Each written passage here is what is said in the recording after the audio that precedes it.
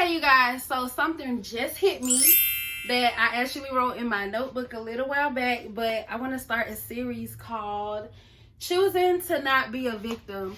And this is basically gonna be a series where I talk about certain situations that have happened to me into the past, or even, you know, as we run into them as life is going on. And I will, and when I make peace with it and find a new perspective for it, or, you know, I come out on top in a situation that one would think should bother me to a certain extent, then that's what I want to share here. You possibly seen one of my my first video kind of that, you know, kind of talks about me overcoming a situation where I could have been the victim, but I chose not to be. And that is my video entitled Somebody Tried to Steal My Car, something like that. That is one of my most recent videos. So I think I'm gonna add this to a playlist. But anyway, so today I wanted to talk about another story that is truly deep to me. It's really heartfelt, and I recently came into another state of thinking about something that happened to me in the past.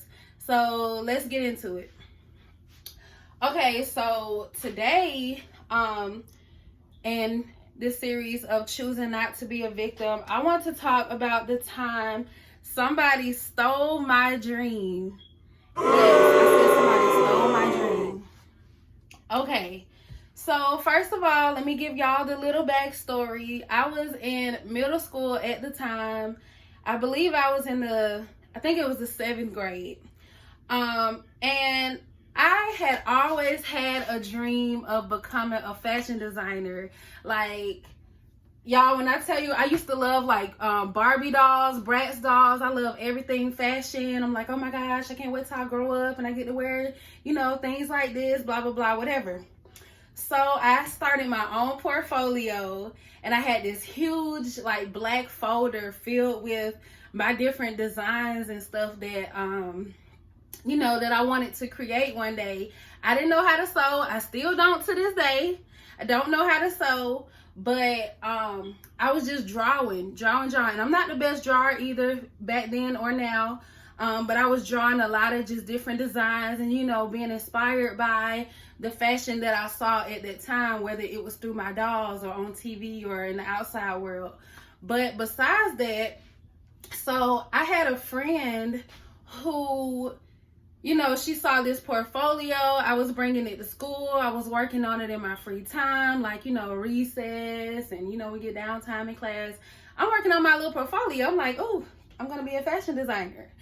So my friend, I guess she felt inspired by what I was doing as well. So she asked if we can be, you know, we can be designers together, fashion designers together, and we can run this company and draw all these, you know, immaculate outfits and stuff for different women and people in general. And, you know, I'm like, cool. And then, you know, she's telling me, like, can I put my designs in your folder with yours?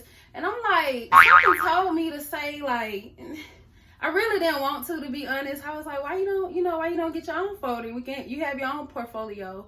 And she's like, no, I just really want us to put our stuff together, and I want to do this together, blah, blah, blah.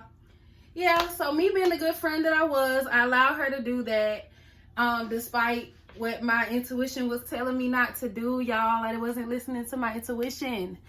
But so anyways, I let her put her stuff in my folder, and, you know, the more and more we're talking about this, and, you know, I'm getting more and more uncomfortable with, you know, what's going on here. Still didn't listen to my intuition. Still wasn't listening. Just kept going. So one day, not too long after that, I can't give you a specific timeline, but eventually I remember I put that portfolio in my locker. Because I didn't need it anymore for that day for whatever reason.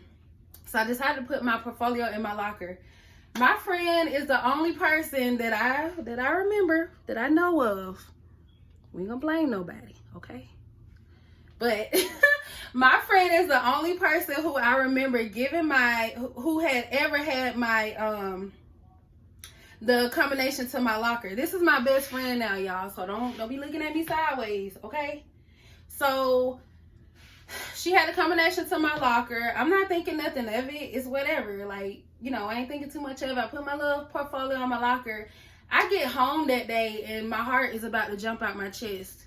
I realized that I left my portfolio at school and I'm so upset. And I'm like, well, you know what? I can't worry about it right now because it's at school. It'll be okay. It's in my locker.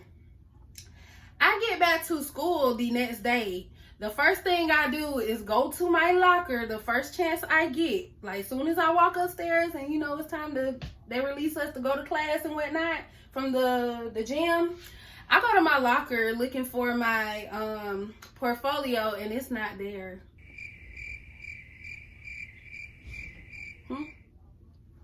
So, needless to say, I never seen that portfolio again. I asked about it. She didn't know where it was for whatever reason. And, you know, from that day on, I decided I didn't want to be a fashion designer anymore. I gave up. And, you know, this whole time, my whole life, y'all, I'm 26 years old. How old are you in the 7th grade? I don't remember. I think like 11. You're like 11 in the 7th grade, turning 12-ish, I think. So from the time that I was 11 or 12 up till recently at my age of 26, I've been saying she literally stole my dream, or somebody literally stole my dream. My dream was in that folder. But this is the shaker here, y'all. This is the shaker. This is where it all comes together. First of all, I don't know if she's the one who stole it, but that's who I associated with stealing it for many reasons. But, you know, besides that, she didn't steal my dream, or whoever stole that folder did not steal my dream. They stole a material piece of something that was a part of my dream. That wasn't the bigger picture. The bigger picture, my dream was to be a fashion designer. I gave my dream away to that person. I gave that person that power over me to say that they stole my dream from me. We can't place our all into just one thing, or throwing all the eggs in one basket. And when I say that, I don't mean like minimize your dreams and dim your light. No, it's not that. It's just that we don't have to attach ourselves to materialistic, or, you know, what's the word? Physical things. We don't always have to attach ourselves to physical things or how we expect things to look like or be like. She did not steal my dream. She stole the pictures in that folder. And to be honest, when I'm looking back at that folder, like, a lot of that stuff was very, very amateur. If I really wanted to be a fashion designer, I could have continued with that. And now today, I don't necessarily think I want to be a fashion designer. I still love beauty and fashion and all that, as you can see. Period.